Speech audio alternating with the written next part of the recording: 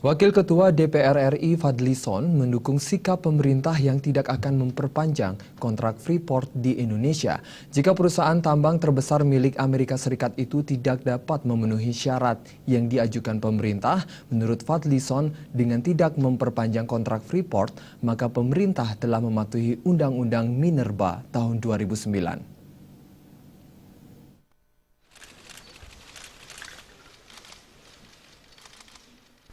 Sikap pemerintah yang tidak akan memperpanjang kontrak Freeport di Indonesia sebelum perusahaan tambang terbesar milik Amerika Serikat itu memenuhi syarat yang diajukan pemerintah, mendapat dukungan dari Wakil Ketua DPR RI Fadlizon.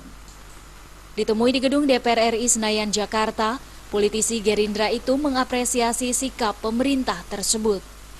Menurut Fadlizon, sikap pemerintah untuk menghentikan kontrak Freeport merupakan amanat Undang-Undang Minerba tahun 2009.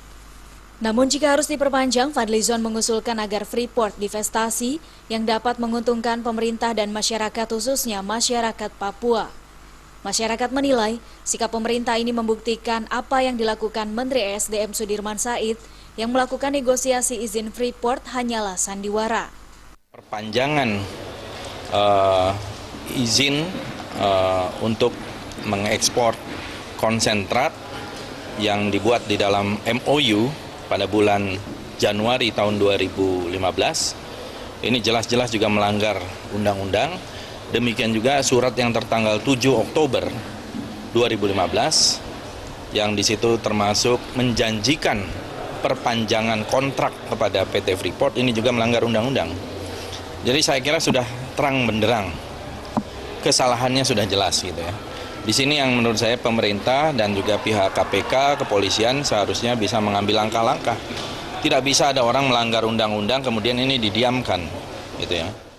Sebelumnya Kamis kemarin Menko Polhukam Luhut Binsar Panjaitan memberi sinyalemen jika Indonesia akan mengambil alih pengelolaan tambang emas PT Freeport Indonesia pada 2021. Hal itu dilakukan jika Freeport Indonesia tidak memenuhi syarat perpanjangan kontrak yang dilakukan sebelum 2019, yakni smelter harus jadi, lokal konten harus ada, divestasi harus ada, dan pemberdayaan masyarakat harus berjalan. Dari Jakarta, Febi Waryanti dan Hamja.